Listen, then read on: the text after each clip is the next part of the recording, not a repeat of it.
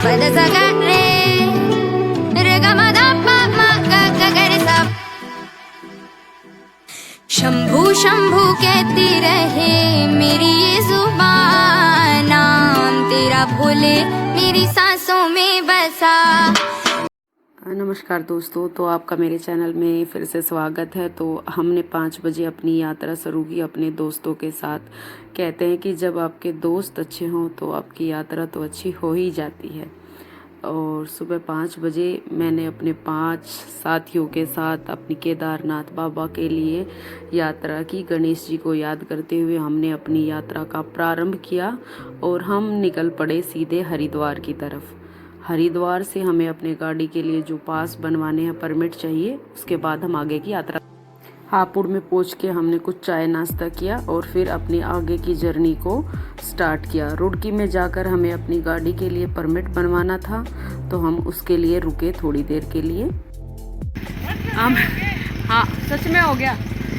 हमें यहाँ काफ़ी टाइम हो गया है क्योंकि हमारे इंश्योरेंस में थोड़ी प्रॉब्लम थी, तो अब हम सीधा गौरीकुंड के लिए निकल रहे हैं। हरिद्वार का हमने कैंसिल कर दिया। आते टाइम हम दोबारा से जाएंगे वहाँ पे, देखते हैं अभी। तो चलते हैं अभी। ये 300 रुपये का गुटखा जो हमने लिया था स्टॉपर के लिए ये हो गया बर्बाद। इन्होंने पास नहीं किया। इसको हम लेके जा रहे हैं अपने इसको स्टॉपर को। 300 रुपये हमारे जो एकदम से वेस्ट हो गए।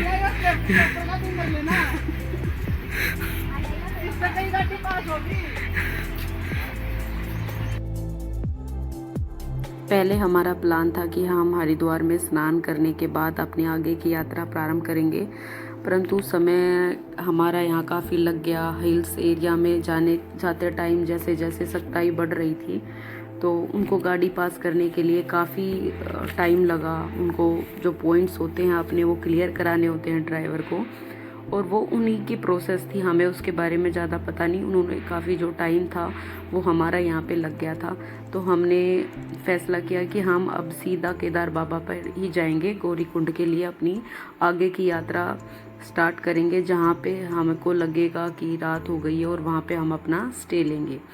तो हरिद्वार से होते हुए और ऋषिकेश के पहाड़ों से हम अपनी यात्रा प्रारंभ करते हुए, नेचर का आनंद लेते हुए हम अपने रास्ते से जा रहे थे।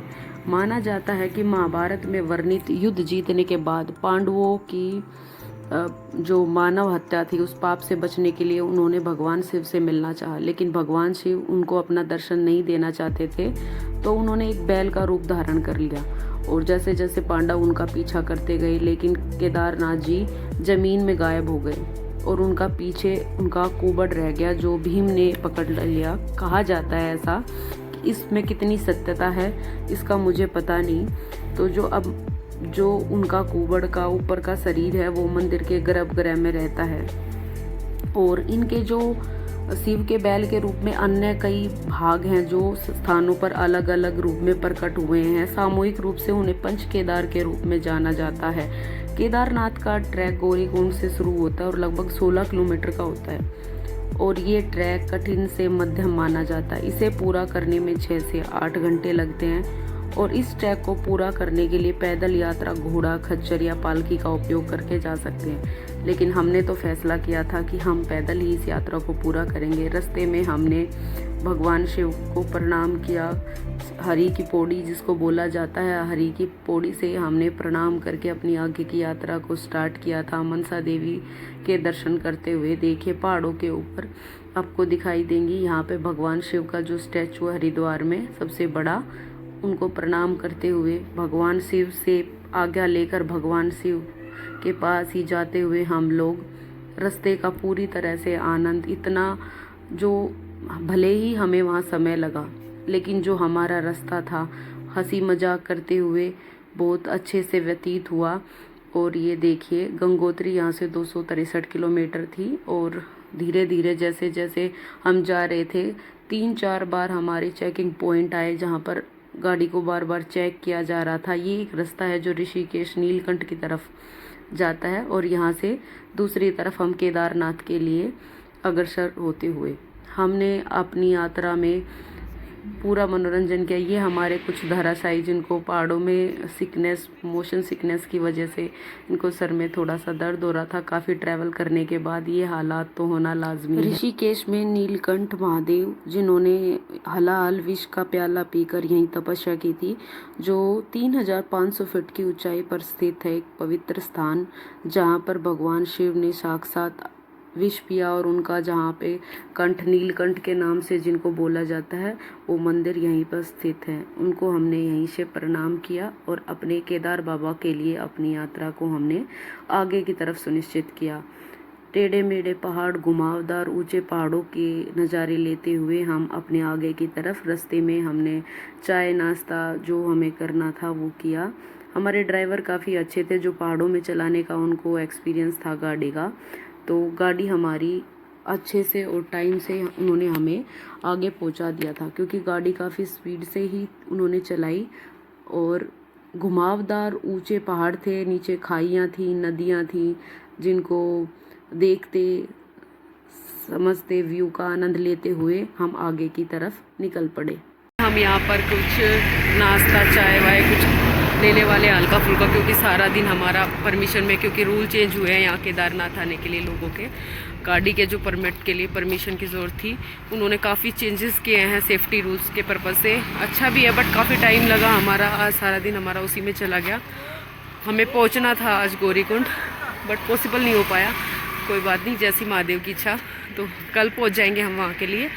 और अब मेरे पीछे देखो कितना सुंदर व्यू है। जो सारे दिन हमें परेशानी हुई ना, उसको वो बोलते हैं ना, जब महादेव समस्या देते तो समाधान भी देते हैं। एक टाइम के लिए हम इतने स्ट्रेस में थे और अभी इतना रिलैक्सिंग फील हो रहा है यहाँ के। सो ब्यूटीफुल, शायद कैमरा कैप्चर नहीं कर पा रहा है इसकी ब्यूटी को, इतना सुंदर है ये।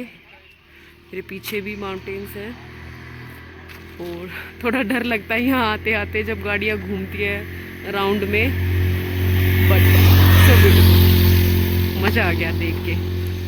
चलिए तो हम कुछ नाश्ता पानी करते हैं और उसके बाद मैं आपको आगे की जर्नी दिखाऊंगी अपनी।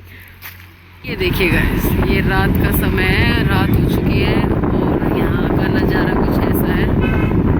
वैसे जिन लोगों को हाइट से डर लगता है उनके लिए शायद प्रॉब्लम हो, बट देखने में बहुत प्यारा है।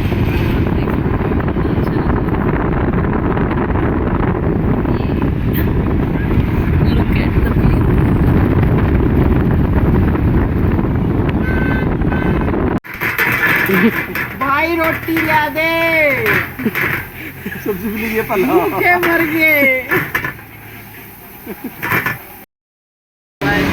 अब पेट पूजा करने के बाद चलते हम आगे अपने ट्रिप के लिए।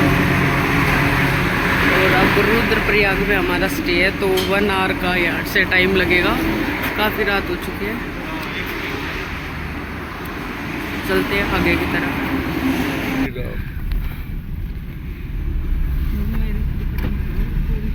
बस हम और 2 गाय हमारे साथ गली में चलती हुई, और सामने एक बलद भी जा रहा है। एक नहीं 3-4 है।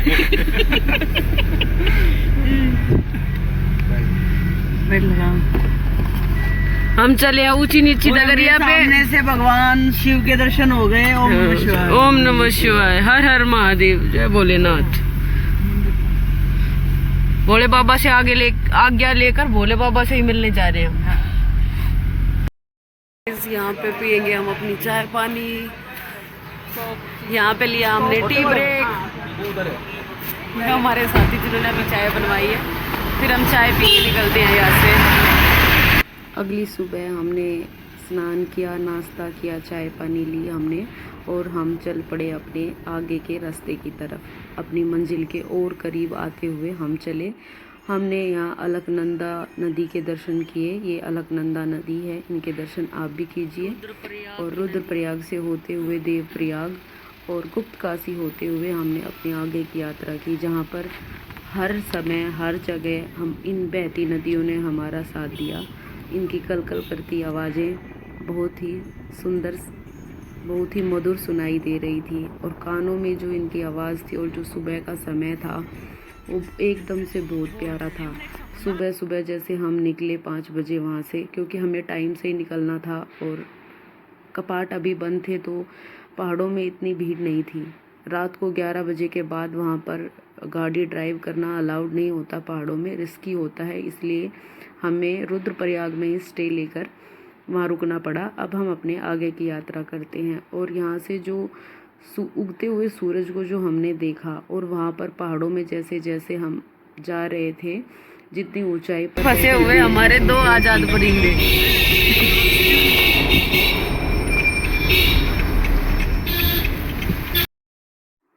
कितना सुकून मिलता है सुबह के उगते सूरज को देखकर। वादियों की खूबसूरती जैसे दिल में उतर जाने को बेताब हो। आज़ाद पंछी वादियों की सैर में ऐसे मगन है जैसे पहाड़, ये पर्वत, ये नदियाँ सब इन्हीं के लिए हैं। गीत गाती हुई नदियाँ, शोरगुल करते हुए झरने, जी चाहता है सुनते ही रहो। कितनी मिठास है इनमें, यहाँ की एक एक कोलाल में, दूर से बजती मंदिर की घंटियों में जो सुकून है वो सिर्फ यहीं है। जैसे सूरज हमें मानो संदेश दे रहा हो, आराम करो लेकिन हार मत मानो। सूरज भी हर शाम डूबता है लेकिन अगली सुबह वह हमेशा उगता है। सूर्योदय के समय हर आत्मा का मानो फिर से जन्म होता हो। इतना सुंदर और ये नज़ारा दिल को सुकून देने वाला एक अलग ही विचार मन में उत्पन्न कर रहा था और ये नज़ारा देखकर बार बार इसको देखने का मन करता गया और इससे नज़र हटाने का तो एक क्षण के लिए भी दिल ना किया। टेढ़े मेढ़े रास्ते और सुकून भरे रास्तों के बीच यहाँ की खामोशी भी मानो जैसे बात करती हो। हेलो फ्रेंड्स,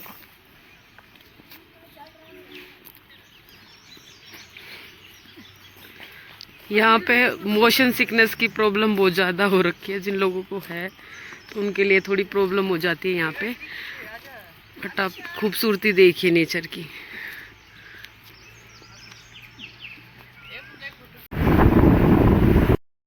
हम हैं गाइस अभी सोनप्रयाग में, और अगर आप पर्सनल गाड़ी से आ रहे हो या ट्रैवलर गाड़ी से जो आप लेके आए हो, तो अभी यहाँ पे लेटेस्ट में रूल ये बना है कि यहाँ पे आपको इससे आगे गाड़ी लेकर नहीं जा सकते आप। गौरीकुंड के लिए भी आपको यहाँ से कैब करनी पड़ेगी। यहाँ पे आप पार्क कीजिए अपनी गाड़ी को। मेरे पीछे देख सकते हैं आप, ये फुल पार्किंग का इन्होंने बनाया हुआ है और उसके आगे हमको पर्सनल कैब लेके और फिर आगे जाना पड़ेगा। यहाँ से कैब बुक करनी पड़ेगी और ये यहाँ का लेटेस्ट है। तो हमने अपना जो हम कैरी करने वाले हैं अपना सामान, लाइट से लाइट, जो हल्के से हल्का सामान, कम से कम जो आप ज़रूरत का सामान है, मोस्ट इम्पोर्टेंट जो चीज़ें हैं, जैकेट हैं, बोतल है, वो लेके ही आपको ऊपर जाना है। हम भी हैं। और ये मेरे साथ ये जो ये सभी एक ही शक्ल आ गई है जो दिखाना नहीं चाहती। तो यहाँ से अपने दोस्तों के साथ महादेव के और करीब आते हुए हम निकल पड़े अपनी यात्रा पर। यहाँ से हमने लिया अपनी कैब, और कैब सही में हमें लगा कि सही फैसला था, क्योंकि यहाँ पर इनके जो ट्रांसपोर्ट चलते हैं उनको इस रास्ते पे चलाने का एक्सपीरियंस होता है। ये कच्चे रास्ते और टेढ़े मेढ़े और बिल्कुल संकरे रास्तों से जो निकली गाड़ियाँ, एक गाड़ी के जाने के बाद दूसरी गाड़ी भगवान जाने कैसे निकालते हैं। मुझे तो देख के ही डर लग रहा था इनको। और इसके बाद हम पहुँचे अपने, इन्होंने हमें स्टैंड पर उतारा गौरीकुंड। यहाँ से हम चल पड़े अपनी यात्रा की तरफ। हमने केदारनाथ की यात्रा अपनी प्रारंभ कर दी थी। यहाँ से हमने अपने द्वार पे पहुँचने के बाद ये हमारी केदार के लिए यात्रा यहाँ से स्टार्ट होती है। यात्रा स्टार्ट हो गई यहाँ से, और ये भाभी नंगे पैर जाएंगी यहाँ से केदार तक। तो हाँ, बोलो हर हर महादेव, हर हर महादेव।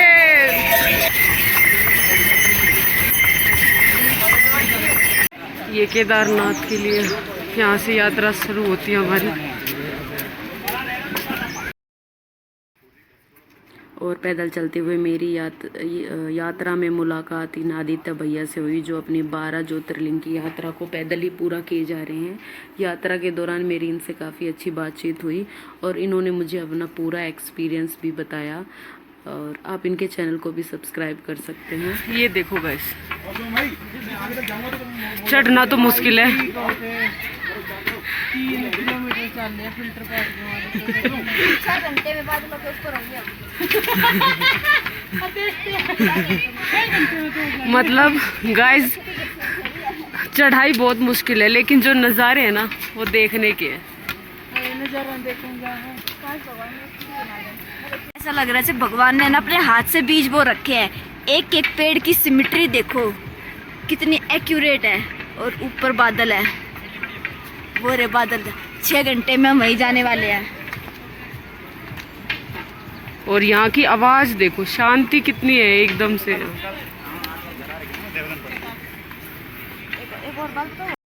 ठंड से आई और बाबा की पालकी के साथ साथ भी मुखी मठ से हम पैदल ही चल रहे हैं बाबा के डोली के साथ।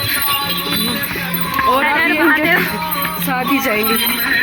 ओम नमः पार्वती पते हर हर महादेव।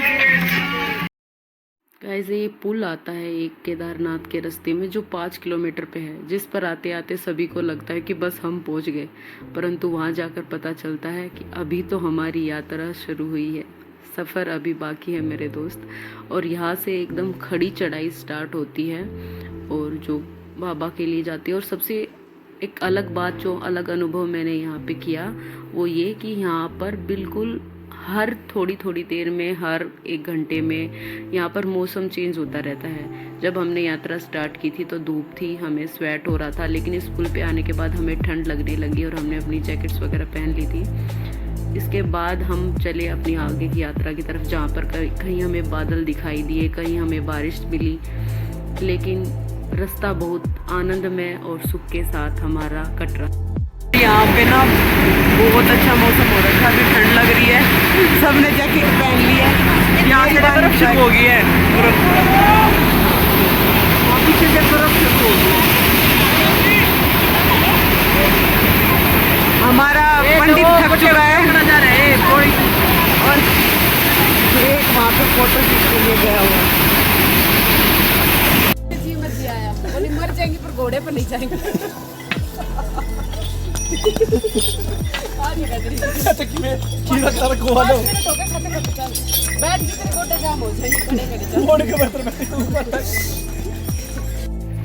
रास्ते में बारिश आने से सभी ने अपने रेनकोट पहन लिए थे और आप ऊपर पहाड़ों में देखे बिल्कुल सब गायब हो गया। लेकिन जैसे ही हमें मंदिर दिखाई दिया, हम अपनी सारी थकान भूल गए और एकदम से इतनी जल्दी से, जैसे हम बाबा के द्वार में बाबा को देखने के साथ ही वहाँ पे जो फौजियों ने स्वागत के लिए जो उन्होंने अपना बैंड वगैरह बजाया हुआ था, वो हमें जैसे ही दिखा, हम अपनी पूरी थकान भूल गए थे।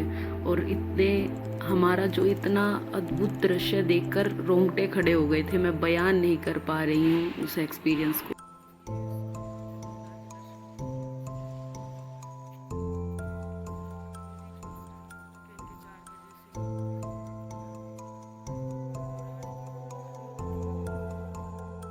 मॉर्निंग व्यू और अपने कमरे से निकलते हुए हम बाबा के दर्शन के लिए जाते हुए।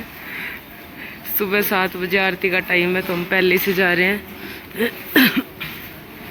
चलो। और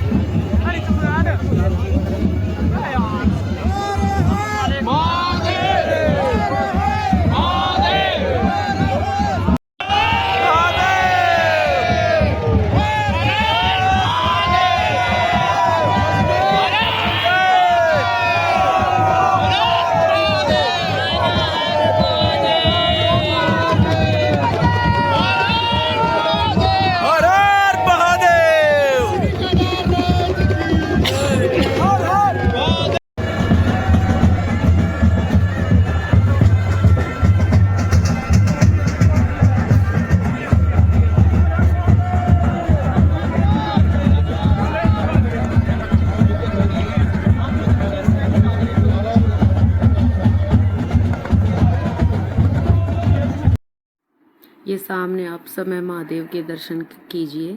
और यहाँ का जो कार्यक्रम था उस दिन उत्तराखंड के सीएम भी वहाँ पर आए हुए थे और एकदम बहुत रंगारंग कार्यक्रम यहाँ पर किया हुआ था। हेलीकॉप्टर से भगवान के मंदिर पर जो फूलों की वर्षा की गई थी और जो हमारे आर्मी बैंड ने जो प्रदर्शन किया वो भी देखने का था।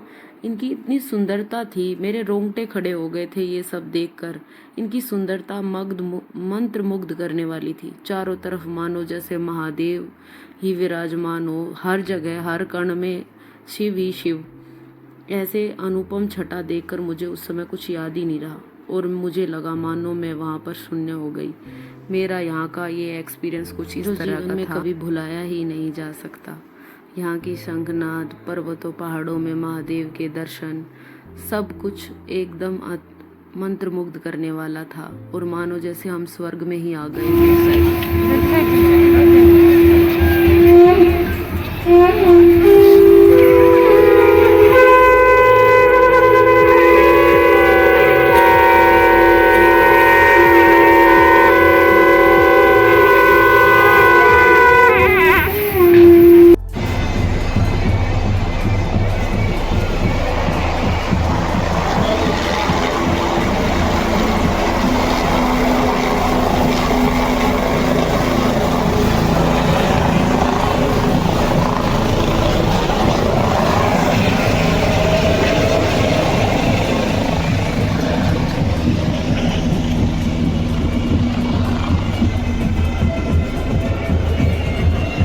और मंदिर के जस्ट पीछे एक ये रहस्यमयी कुंड है जिसका जल बहुत अमृत के समान बताया गया। मैंने वहाँ से थोड़ा सा जल लिया। उसके बाद आप पहाड़ों में जहाँ बताया जाता है कि महादेव दर्शन देते हैं, लोग वीडियो में दिखाते हैं महादेव की शेप, मुझे वहाँ पर गणेश जी और पहाड़ों में आप देखिए, बिल्कुल ध्यान से मैं जूम करके आपको दिखाने की कोशिश करती हूँ, शायद दिखे आपको। पहाड़ में प्रॉपर त्रिशूल बना हुआ है, देखिए ये बिल्कुल त्रिशूल की शेप में पहाड़ों में बर्फ से। ये देखिए सुंदर दर्शन भगवान के त्रिशूल का आप यहाँ पर कर सकते हैं। और मतलब हर जगह से आपको प्रकृति के द्वारा भी संकेत मिलते हैं वहाँ पर शिव के होने का। हर जगह हर समुद्र देखिए 9 बजे तक यहाँ अच्छी धूप थी, अब 10 बजे यहाँ देखिए एकदम वाइट हो गया सब कुछ। उसके बाद मौसम एकदम ठंडा हो गया यहाँ पे।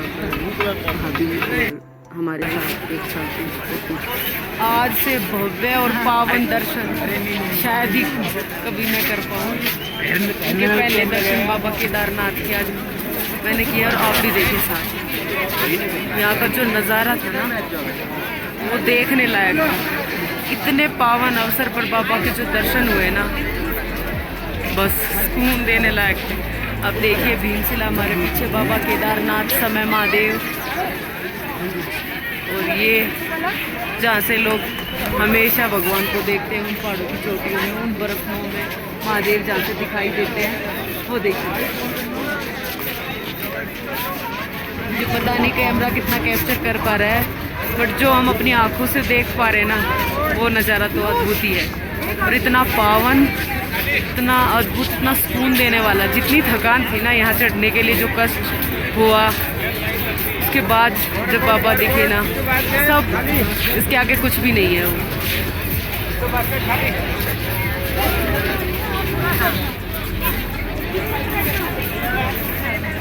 और यहाँ सामने आप भैरव बाबा के दर्शन कर लीजिए, मैं कैमरे से ही आपको कराती हूँ। और वहाँ पे जो ये साइड से लोग चढ़ के जा रहे हैं ट्रिप पर, वहाँ पर पार्वती कुंड है, एक कुंड, वहाँ पर जल हमेशा भरा रहता है।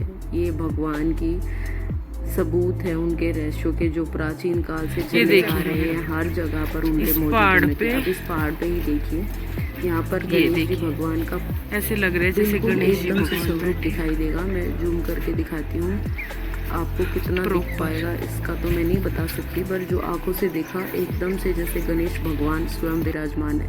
करने के बाद और अब हम चले नीचे की तरफ, गौरी कुंड की तरफ। वहाँ से हमें मिलेगी टैक्सी और हम जाएंगे वापस सोनपुरिया।